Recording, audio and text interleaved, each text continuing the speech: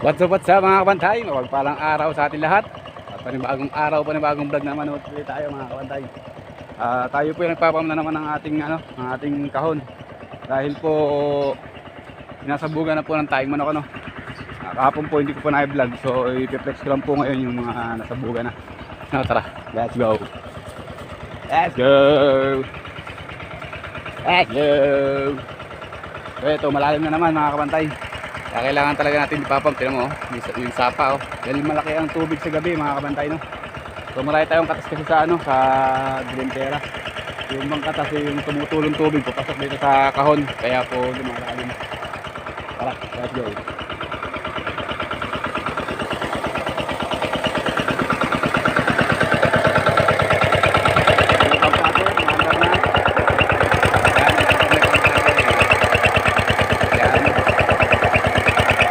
Yung tutuyo natin, pero tuyo na po siya no. Konti na lang, konting tubig na lang. Siguro mga oras. Oras tapos na yan. Yun ang sinasabugan nila. Tara, puntahan natin sinasabugan nila. Pero wala pa akong tao, baka mamaya pa dating yun. Or baka nandiyan na, lalakad na. Let's go. Ayan na mga kabantay no. Ayan ang sabog no, tabako. Ayan. So tapos na ho yung area na yan, ayan, may sabog na ho yan, ayan. Hanggang doon sa may dulo na yan, tubig-tubig na yan. Ayan. Dito na ho sila hanggang dito. So ayun ho yung mga sako ng tayong manok na tapos na, ayan, mga nakasako na uli. So ayan po, mamaya na lang po, pagka tayo ay nakasabog na sila, no, i-video natin sila para malaan nyo lang kung paano sila naghahakot, no. Although na-vlog ko naman na to, pero i-flex ko lang uli para makita nyo lang, ayan. Po mga kabantayan nila no, yung maliit na kahon no. Baka ito po una nilang tapusin. Yan. Yan po ang kalayo yan mga kabantay. Tama, napakalayo nila, di ba? Siguro mamaya-maya lang ho, mga 2 oras o 3 oras nandito na yan sa may sa may malapit dito, no. Yan. Next ko lang ho. Tara, tingnan natin kung saan sila nagbukuha ng tayong manok para makita niyo lang ho. Yan mga kabantay no. Tatlo ang pasan. Oh.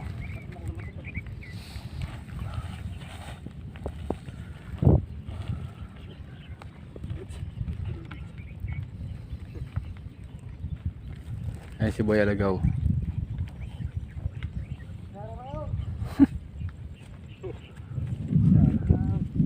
Ayan po. Asa na ba?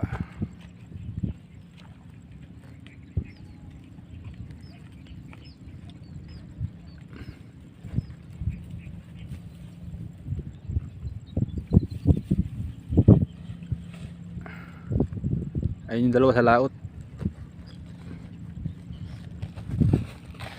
Oh, ba't umiiwas ka sa camera?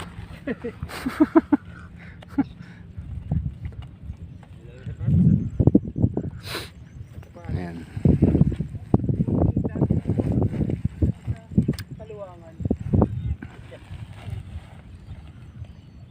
Ganyan po ang klase ng pagsasabog no po. Mula dito hahakutin nila ng pagkalayo-layo. Hindi po ganun kadali magsabog. Yan. Tama yun, pinuhat ng dalawa. Malakas.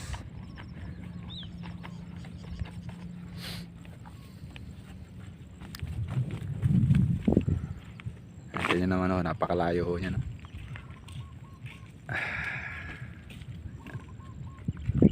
Andun yung dalawa, naghihintay ng tayong manok. Ayun, kumakaway-kaway pa.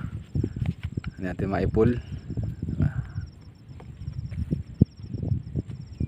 Ayun na, pinaka-pull pala. Ayan. Buguin natin ito mga kabantay, tabako. Ano naman ang dalawa? Abali, apat na pala.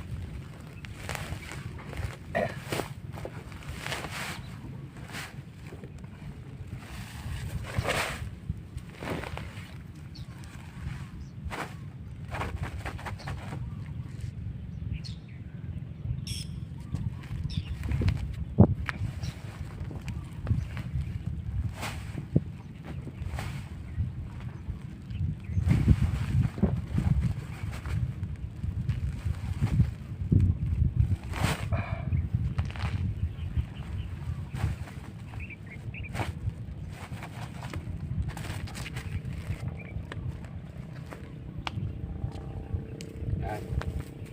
Diba? Ganyan ang klase ng pagsasabog, no? Dito naman tayo sa kabila. Ito. Ayan, mga kabantay.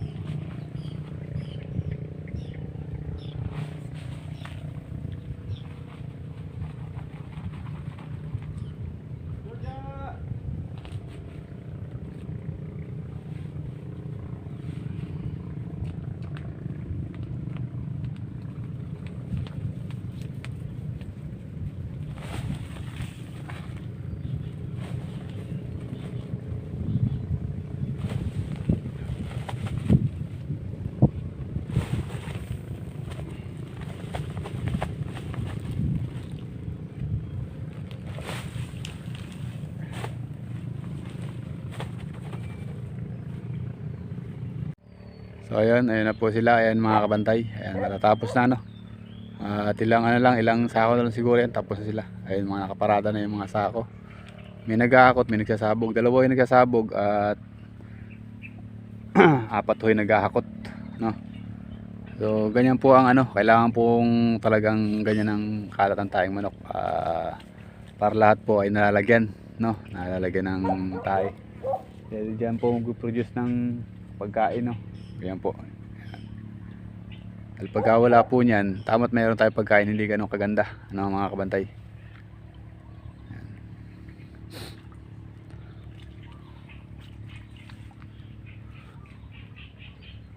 So dito papalagyan pa natin tabako kasi wala pang ano, yun, no.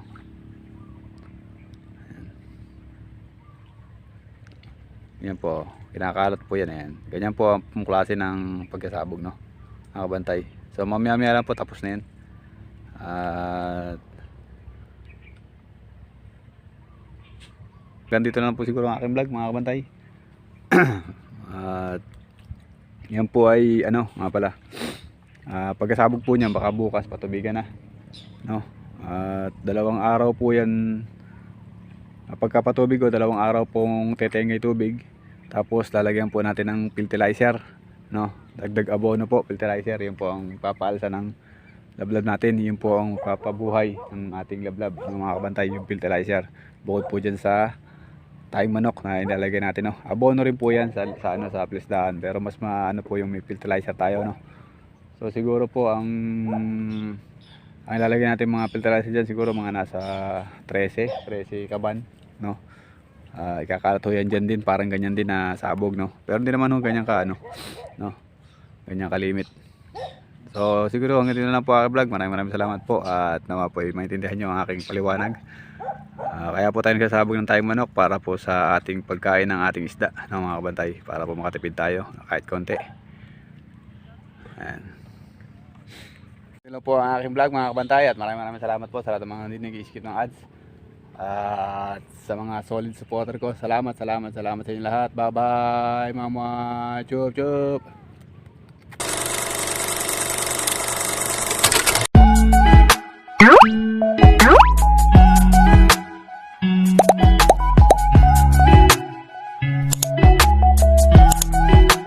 Thank you.